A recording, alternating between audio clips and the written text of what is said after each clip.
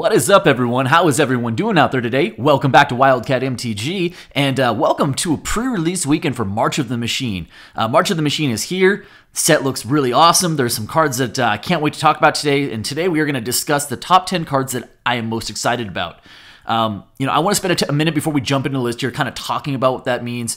I'm not necessarily going to talk about the cards that I think are going to be the most valuable cards from the set. I'm not going to necessarily talk about the cards that I think are going to be the flat-out most powerful. I think that that's really format dependent, whether you're talking about Commander or Constructed, Standard, Pioneer, Modern, etc. So, yes, there's going to be some powerful cards on the list. Yes, there's going to be some valuable cards on the list. But really, for me, this is a list of the cards that jumped off the page for me. When I looked over the set and I reviewed the set, some cards that stuck out to me for one reason or another. I'm excited to talk about it. And with that being said, why don't we go ahead and jump on in and let's get to this list here. So right off the bat, we're going to start off with some shenanigans here because at number 10, we have Complete the Circuit. Now, Complete the Circuit is a blue instant. It is not an inexpensive one. It is 6 total mana, 5 colorless, and 1 blue, but it does have Convoke, and I really like Convoke at instant speed. It does read, you may cast sorcery spells this turn as though they had flash. Okay, and then the next line of text says, when you next cast an instant or sorcery spell this turn, copy that spell twice. You may choose new targets for the copies. Now that's the business. Yes, 6 mana is a lot, but if you can cut down the cost of this this spell by 2, 3, or 4, I think that there's some real potential here.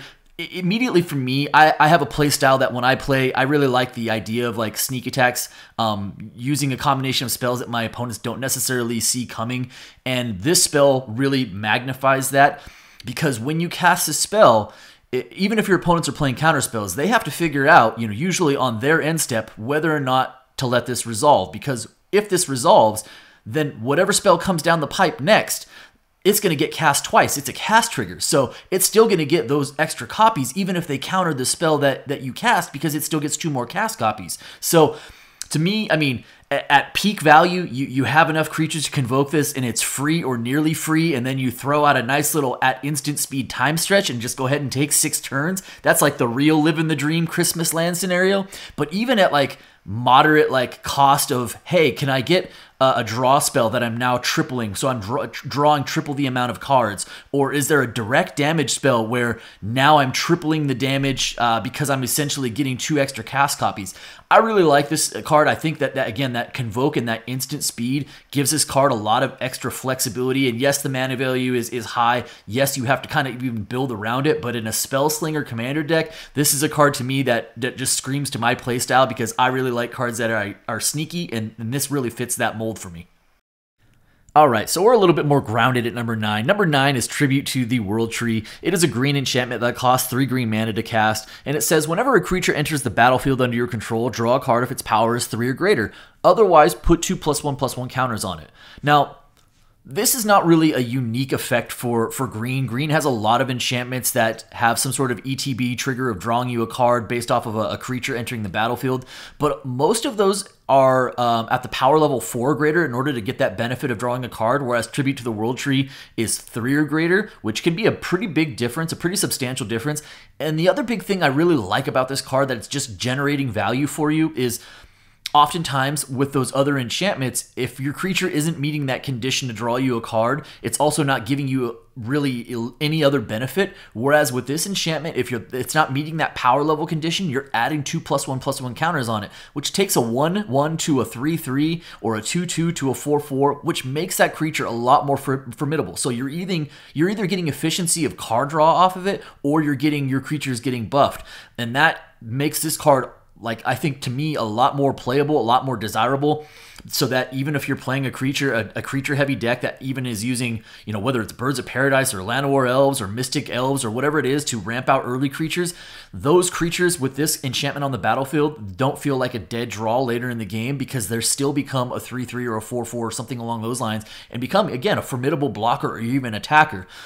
Yes, it is 3 green mana, so I think that the type or style of deck that this is going to go in is going to be, some sort of either mono green Stompy, mono green Devotion, or something where you have a lot of mana flexibility. But I do think that this card, again, to me, it screams value, which I really like. It screams creature heavy, which I also really like. So to me, it just seems like a really fun card. I'm excited to try it out. All right, so jumping in at number 8, we have our first battle on the list today, and that is Invasion of Kaldheim. Now, battles are a brand new card type, and these battles specifically are the type called Siege. And when you cast them, they enter the battlefield. As a siege enters the battlefield, you select an opponent to protect it. Each battle is going to enter with a different amount of defense counters, usually ranging from 3 to 7. And the idea is that when you cast it, it gets and enters the battlefield. You get the front side of the card effect, and then if you can manage to remove all of the defense counters from a battle by either by attacking the battle or dealing direct damage to it or something along those lines, once the last defense counter is removed, you get to flip the card over, and there's usually some sort of big payoff on the back for you. And that opponent, your opponent that you selected, has to defend this battle, otherwise it flips over, right?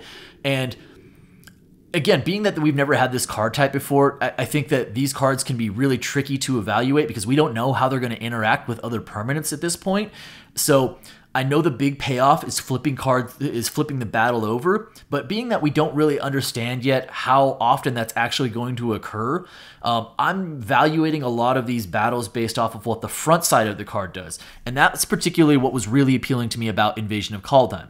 So Invasion of Kaldheim is a 4 casting cost. It's 3 colorless and 1 red mana, and it says when Invasion of Kaldheim enters the battlefield, exile all cards from your hand, then draw that many cards, and then until the end of your next turn, you may play the cards exiled this way. So red has a lot of these hand replacement effects already. That's not new, but what is really new and interesting about this for me is that it's exiling the cards in your hand. You're not discarding them. You're not putting them on the bottom of your library or shuffling them back into your deck.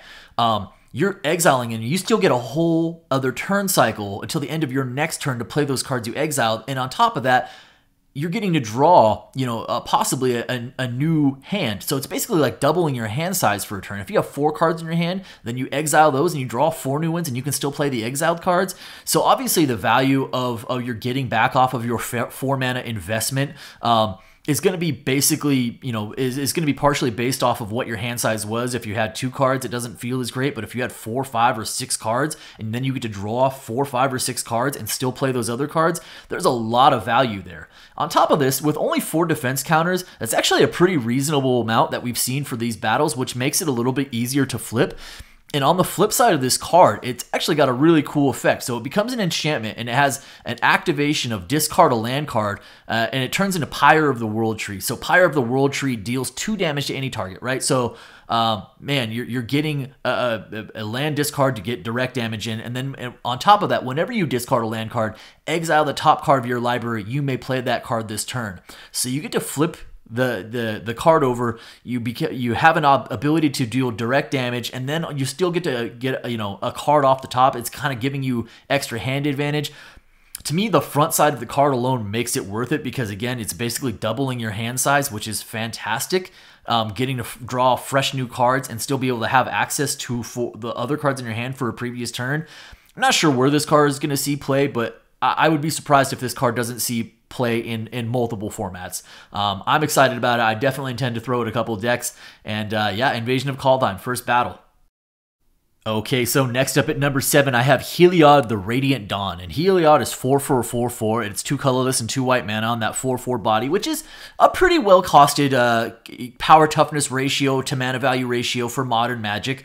But Heliod also has a nice little enters the battlefield effect. And when Heliod the Radiant Dawn enters the battlefield, return target enchantment card that isn't a god from your graveyard to your hand. It's not super exciting, but the fact that you're automatically generating value off Heliod makes it, to me, a desirable card because it's doing something even if you never get to attack with the card, even if you never get to block with the card, and it instantly gets removed.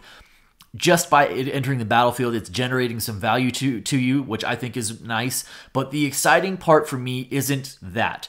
Heliod can actually be transformed for 3 colorless mana and 1 blue Phyrexian mana. And when Heliod, this can only be done at sorcery speed, but when you transform Heliod, it turns into Heliod the Warped Eclipse, which is a 4/6 blue-white creature that reads, you may cast spells as though they had flash.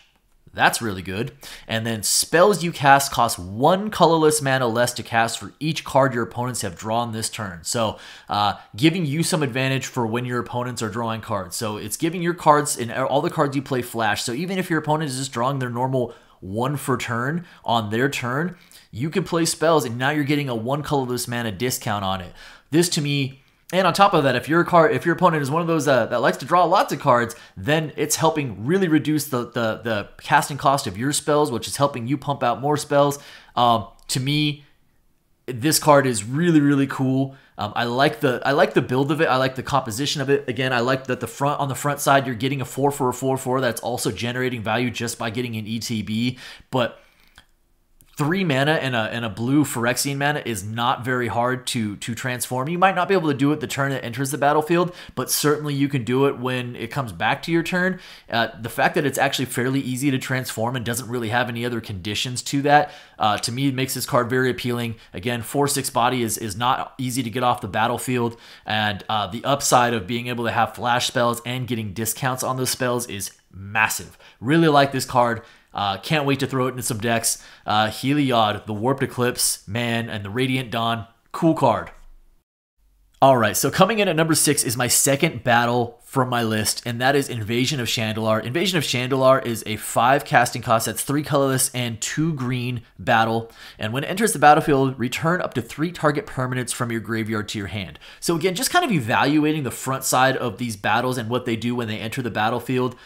I think 5 mana to return 3 permanents from your graveyard to your hand is pretty good value. That's about what you could expect to pay for that sort of effect or effects normally. So again, whether you're flipping the card or whether you manage to flip the card or flip the battle, defeat the battle or not, 5 mana to get 3 permanents is already leaves you in pretty good value, right? Now, if you manage to flip this card, Leyline Surge is on the back. It's a green enchantment that says at the beginning of your upkeep, you may put a permanent card from your hand onto the battlefield. Obviously, that is a really, really high level effect. And, well, okay, what are my odds of flipping this thing? Well, Invasion of Chandelier only comes into play with 4 defense counters, and that is on the low end of the defense counters. Again, that range being from 3 to 7, so 4 defense counters is certainly on the low end of that. And while the most common way to remove defense counters is likely going to be attacking into it, that is definitely not the only way to remove defense counters. If you have cards that allow you to remove counters from permanents, that will certainly do the trick. Or as we talked about previously, any way of doing direct damage or doing damage to a permanent, something along those lines, is also going to do the trick. And so with four defense counters on Invasion of Chandelier, if you have the ability to remove that last defense counter on your opponent's turn, seeing this card flip into Leyline Surge, and then you get at the beginning of your upkeep effect of putting a permanent card from your hand onto the battlefield, that is a really, really effective way to wreak some havoc on your opponent out of nowhere. So again, I like the front side where I'm getting the synergy of returning permanents from my graveyard to my hand, and then on top of that, flipping this card and then immediately having the ability to put one of those permanents into play. A lot of upside on this card. I think it's really cool, yeah, it's going to definitely create some problems for your opponent if you can manage to defeat the battle and flip it into Leyline Surge. Okay, so next up, coming in at number 5, I have the Invasion of Gobicon. This is another battle. It is the third and final battle on my list for today, and it is 2 casting costs. It is 1 colorless mana and 1 white mana to cast, and it comes into play with 3 defense counters on it, and when it enters the battlefield, look at target opponent's hand. You may exile a non-land card from it. For as long as that card remains exiled, its owner may play it. A spell cast this way costs 2 colorless mana more to cast it. And so it kind of operates like a Thoughtseize or almost like Elite Spellbinder, right? Where you're taxing a card, and you can actually argue that exiling it is even better because, against certain strategies, you don't necessarily want to pull a good card out of their hand and put it in their graveyard if their deck allows them the ability to pull it right back out and put it onto the battlefield. I think that this card works really well in aggressive strategies.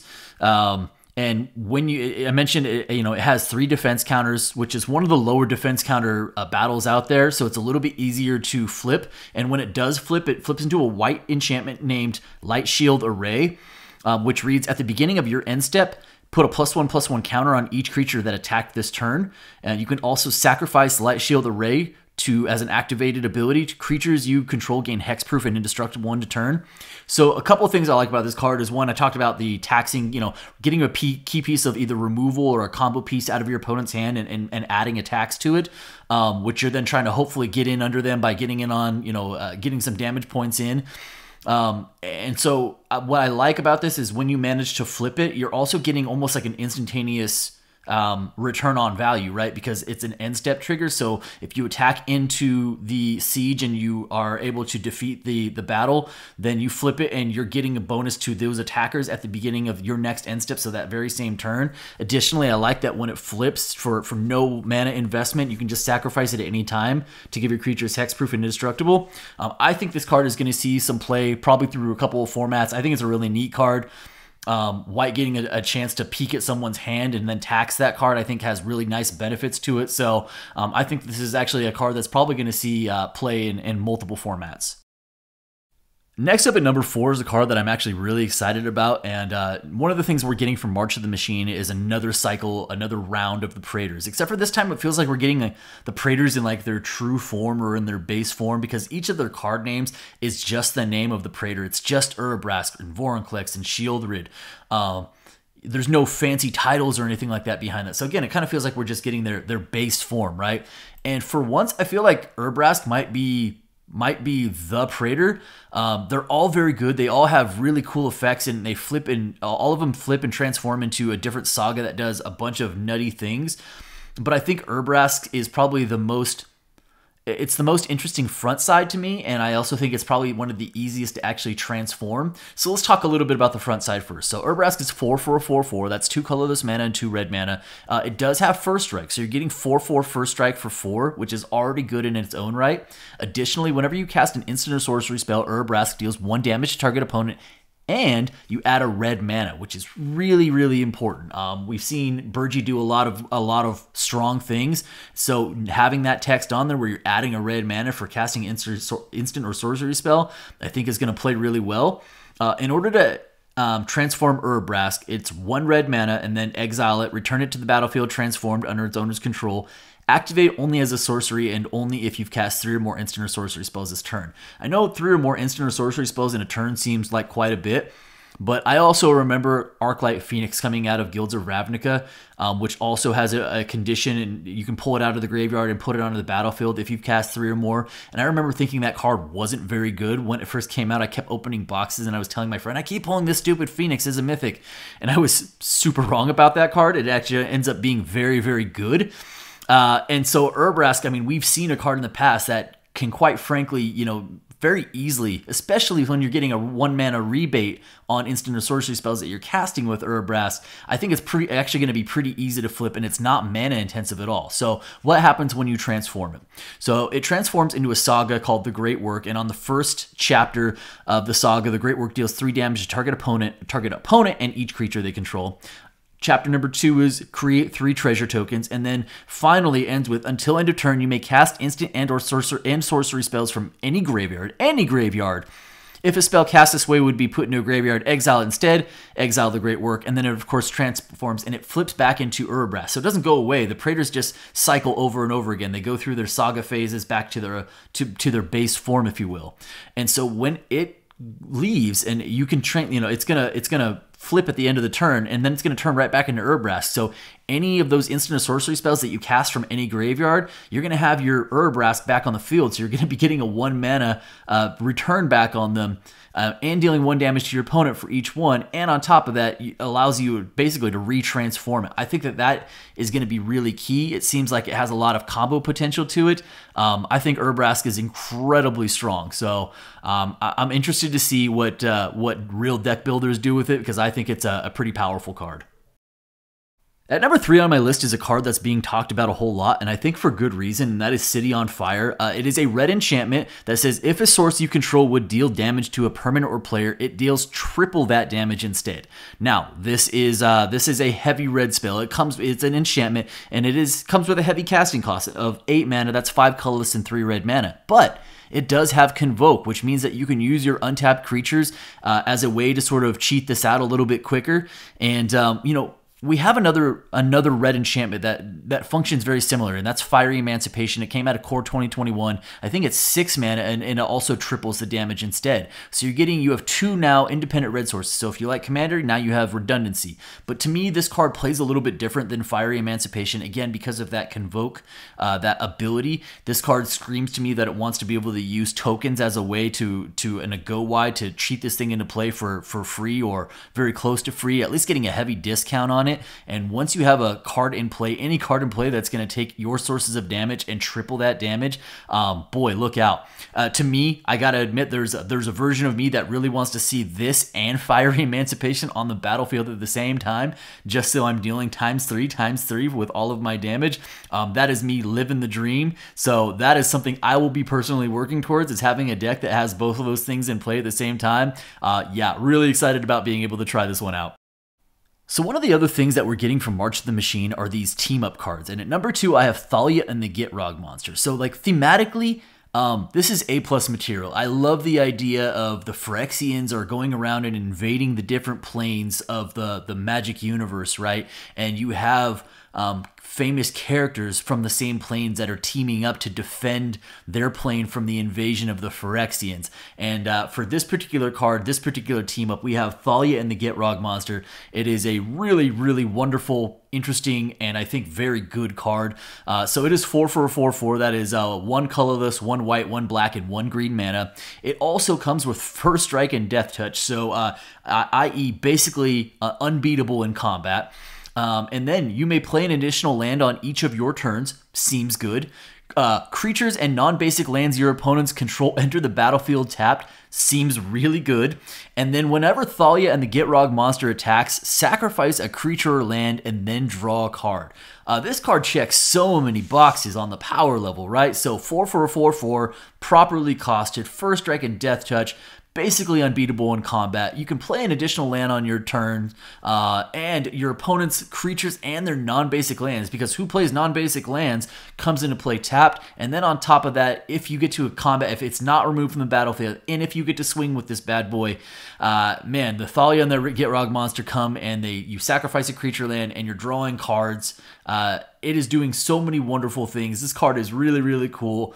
I'm interested to see if it's going to see constructed play, because I think it's constructed playable as well, but definitely it's going to see a ton of commander play. We know that much. Thalia and the Gitrog monster at number 2.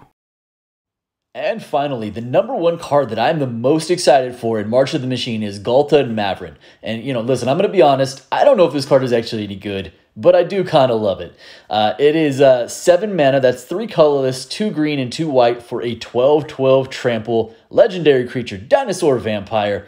And whenever you attack, choose one. Create a tapped and attacking XX green dinosaur creature token with trample, where X is the greatest power among other attacking creatures, or create X11 white vampire creature tokens with lifelink, where X is the number of other attacking creatures. And this creature itself is a 12/12 trampler. So 7 for a 12/12 trampler, from a cost efficiency standpoint, is obviously excellent, but obviously, 7 mana is also not a small amount of mana to get this card into play.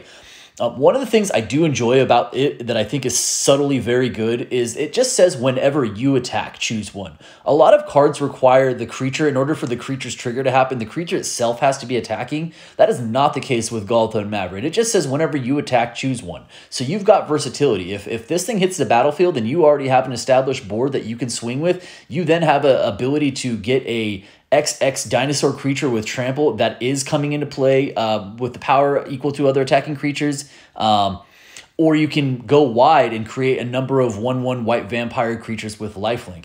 Additionally, there is a card from Core 2020 that's Sorin the Imperious Bloodlord that does allow you to cheat a vampire into play from your hand. And guess what? This happens to be a 12/12 trampled dinosaur vampire. So if you can turn 1 mana dork, turn 2 into Sorin, you can turn 2 into play a Galta and Maverick 12/12 trampler, and I am just all about that. Like, I don't even actively play Pioneer, but since both of these cards will be Pioneer legal, I feel compelled to build a deck around this and just see if I can win some games with it. My number 1 card that I'm most excited about, Galta and Maverick, another team-up card, and that is it for my list. What do you guys think? What are the cards that you're excited about? Please let me know. Drop me some comments, let me know. I hope you guys enjoyed the video, and if you did, do me a favor. If you're not subscribed already, hit the subscribe button for me, hit the like button for me, and as I mentioned, drop me some comments. Let me know what cards that you're excited about for March of the Machine. Happy pre-release weekend, everybody. Have a blast out there, and be well.